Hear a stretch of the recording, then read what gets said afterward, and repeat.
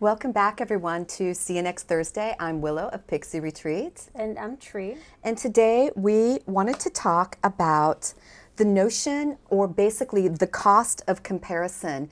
This is one of the biggest ways that we leak our energy and give up and away our power. Comparison is the thief of joy. Who said that? Do you recall? Theodore Roosevelt. Yeah, the 26th president of the United States. That was his quote. And it really is the thief of joy if you think about it.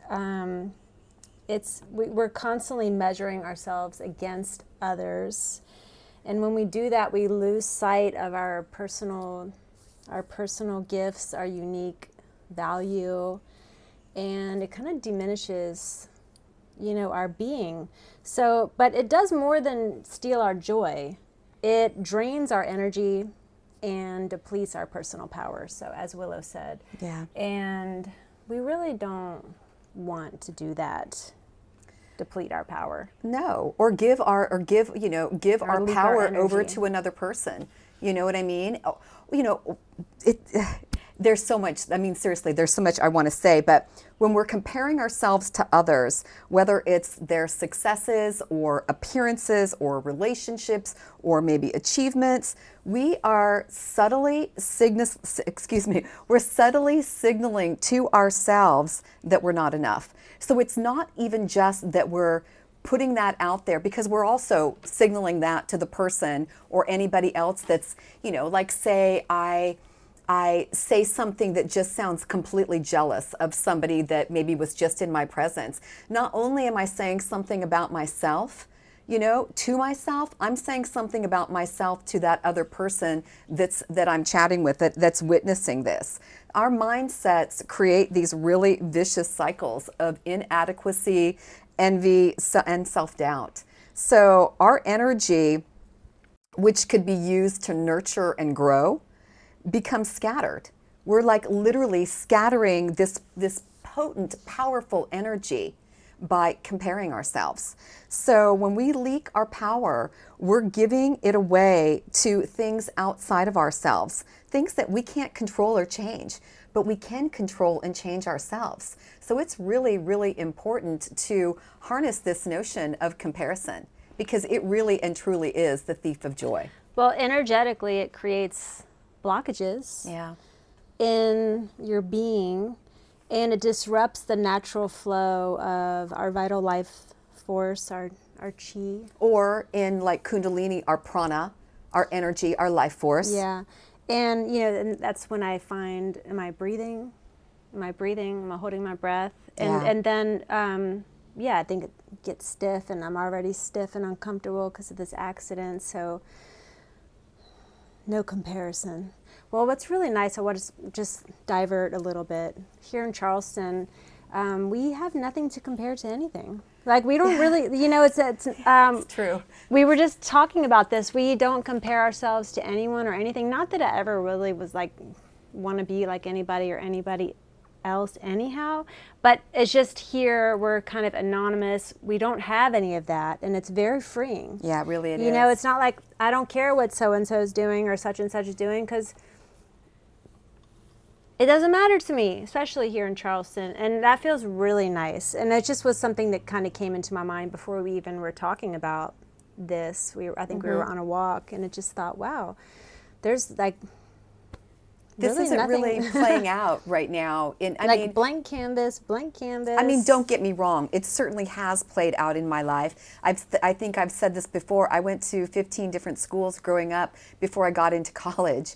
And so being a new person, there was always this, there was a lot of comparison. I did do a lot of comparing. I was a younger person. Yeah, and it really rarely ever benefited me. So comparison leads to feelings of stagnation, stress, even physical symptoms over time, blockages, as I've said. And instead of being grounded in our inner strength, we become entangled in a web of like perceived shortcomings and unfulfilled desires. And when unfulfilled desires because of comparison, it's like, well, whose desires are they? The other person's that you're just adopting, and like, do you really want that other person?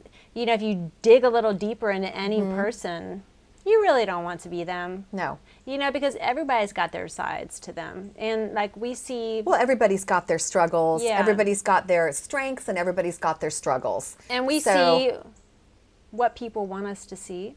Mm-hmm.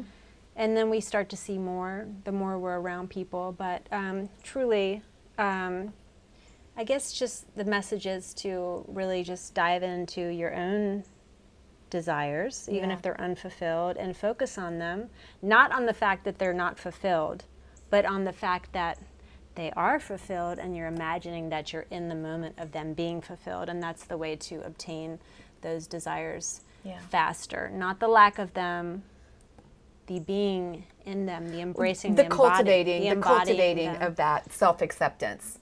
Yeah, you know, just, it's happening. You know, whatever you think of, whatever you dream of, can come into being, you know, and it's just a matter of focusing on it being present moment and not the lack of it, you know. Yeah. That makes sense. I've said that all the time because it's true. It's really a powerful way to look at the same exact thing. I want this thing. I feel this thing. I love it. Feels amazing. Or, why don't I have this thing? I'm never going to have this thing. It's the same, in essence, desire, but focusing on the lack of it keeps it further away. Yeah. So anyway. Well, and like I was saying earlier, when we're cultivating our self-acceptance and appreciation for our own path, we're propelling ourselves that much more quickly towards our own personal desires, not somebody else's. You know, like you were just saying, it's like, do we really want to be somebody else? Do we really want? We don't. We really don't. We're all, it's like, it's this gift that we get to come into this amazing vessel, this amazing temple that we get, and to strike out on our own individual journey. We all possess infinite potential and infinite gifts and creativity, and it's just a matter of diving in and asking ourselves, what is it that makes us feel joy? Yeah. And moving more on that, you know? Like just really focusing on our own growth and letting go of the need to measure up to somebody else's story or ideas of maybe that have been imprinted or impressed upon you or me that somebody else thinks we need to be. We really need to tap into more of what our own desires are well, we're and all strengths. On our own unique journey. Yeah, we really are. And sorry, I mentioned in the last see you next Thursday, I was in a car accident in Portland, and so I'm just moving around because she's a little jacked up right now, getting ready to go to physical therapy. Yeah, again. So the practice of self-awareness helps us to recognize when we fall into the trap of comparison, because it is a trap. It's like the Chinese finger trap. So instead of focusing on others, we can redirect our attention inward and focus on ourselves, ask ourselves, what are my gifts? What brings me joy? What do I need to feel fulfilled? What are the things that make me feel at ease, peaceful, content, joyful, appreciating? What are the things that make me feel loved, supported? And we also have to take responsibility, I think, in these circumstances too. It's like, you know, it's really easy to compare ourselves and then, you know, feel blame, you know, like kind of transfer, like, well, if only my mom had done this or this or this for me, or maybe if, you know, I went to the right school or whatever. It's like we just really need to. How old are you? Huh? Sorry. I said, how old are you? It's interesting how it's like this stuff, what you just said, it doesn't stop, you know? These ways, it's these trigger points from when we were kids, and we carry them. And it's these things that make us feel small, and we look to others to like fill that void, and like we compare ourselves to them or whatever it is, when the truth is that all the answers are within. And all the the relief comes from our own inner being, not from somebody else, not from what somebody else is doing. What and why give somebody your power? Like, why you know, why sacrifice that for, you know, instead of just taking charge and diving into more of what makes you that individual you, because that's really where all of our strength is. And it's where all of our power and strength is, in being able to see the beauty that is me, or the beauty that is you, and really magnifying that and taking it to the next level, instead of, you know, comparing and then giving over our power to other people and leaking our you know, our precious energy, our prana, our chi, Well, whatever you want to call it. I want to just say thank you to you for for just, I guess, how do I word this, acknowledging my own power and holding space for it to unfold, and recognizing that, and being a strong support system, my own power can come forth. You know, and I hope that I've done that for you in the past, or will do it again too. But, you know, giving the room for someone else's inner power and seeing that in them and holding space for them too. It's really kind of being cool. that, like you said, you're the bellows, Willow's the bellows. How do you do it? It's like when you're going like this, it's blow the, like you're like taking, it's like that old tool for starting a fire, keeping a fire going. It's like a tool that blows air out, that, you know, it's giving oxygen to the fire. So, and that's Willow. That's something I'm pretty good at. I also really enjoy seeing people. I've had the opportunity in my life to have a lot of people around me that are usually a lot younger than me, and it's been really cool to see people really expand and grow on their journeys. Like when I first, one of my first jobs I really loved it when I lived in San Francisco. It was a sales job, and I was the manager, and I hired all these young women that I'm still friends with, and they were all like, you know, 5, 6, 7, 8, 9 years younger than me. And it's been really interesting. And now we've all known each other for over 30 years. And where I was like 27, some of them were like 19 and 20. And so I have gotten to see, you know, I got to see all of their growth and twists and turns. And like another friend who was just out here visiting, she's like, I mean, I could be her mom. And it's been so cool to watch her unfold and become this really powerful young woman. And it's really exciting. It's exciting to, you know, I'm not a parent, so it's exciting to get to see that in other people and get to like foster it a little bit. Which is kind of the opposite of comparison. What do you mean?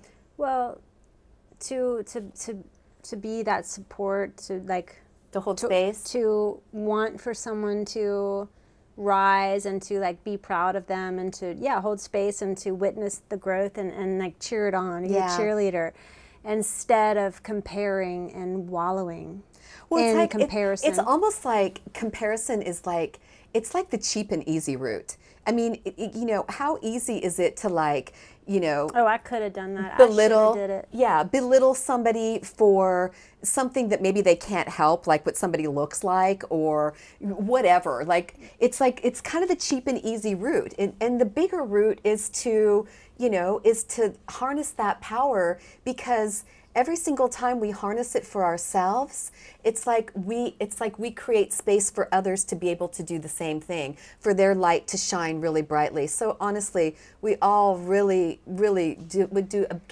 it'd be a huge service to each one of us to set down comparison. It really and truly is the thief of joy. So next time you find yourself comparing yourself to someone, or I should be doing this at this point, why isn't this happening, or I should, you know, whatever it is. Why am I not this far? Why am I not further along in my process? I'm this age. And I just want to say, further. you know, enjoy the process and be curious about it, and all in due time. But I was going to say, well, next time you find yourself comparing, take a deep breath. Yeah.